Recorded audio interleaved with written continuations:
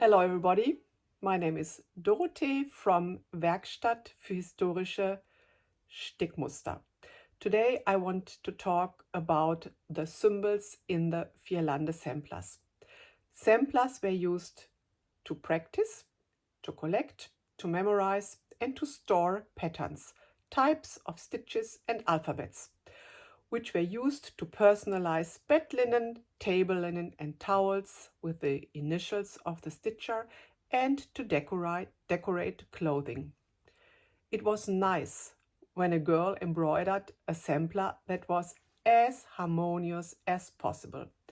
But most of the samplers we find in museums today are not harmonious, and many are not even finished yet.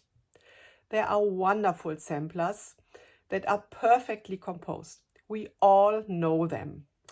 The mass of samplers is actually not harmonious for our taste today.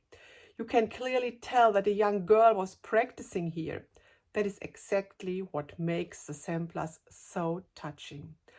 Unfinished samplers also did their job, namely preserving the patterns that could then be used to decorate linens and clothing. Especially the subgroup of Vierlande samplers is noticeable that there are a number of unfinished samplers. I'll show you a picture from a book.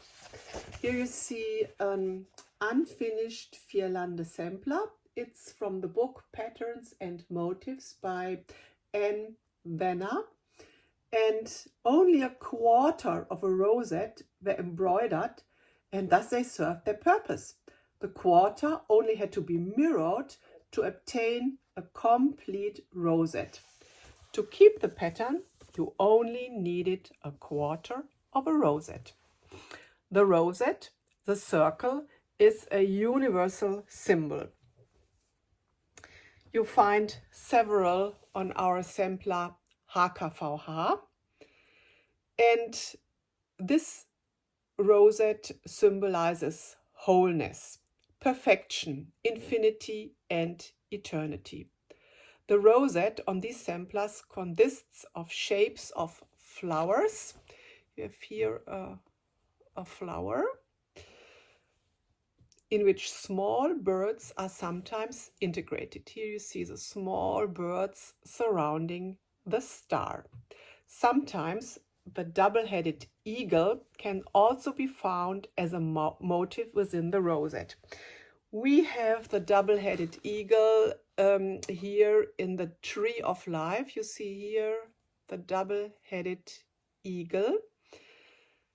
The Vierlande were ruled by Hamburg and Lübeck, by both cities, for 450 years, until Hamburg took over sole administration in 1868.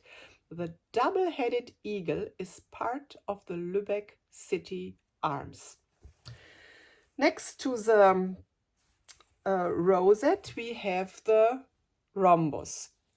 This diamond consists of a square that stands on the tip, and the top tip is missing.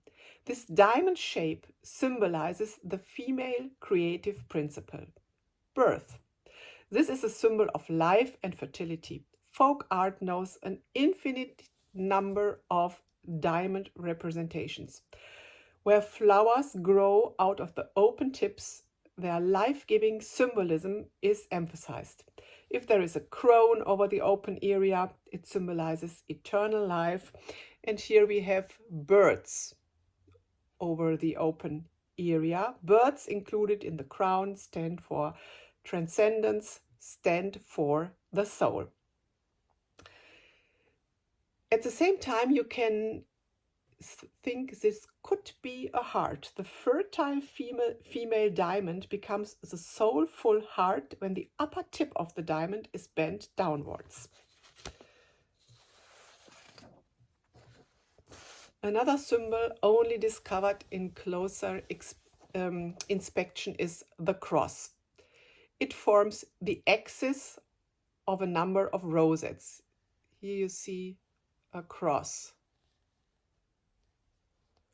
The cross stands for the axis of the world, symbol of Christianity, symbol for the resurrection. The two cross axes also clarify the polarity of the creation principle, the plus and the minus pole. So you see, a sampler speaks to us if we know about the symbols. Now enjoy stitching HKVH. Thank you for being here and viewing this video. All the best. Bye bye.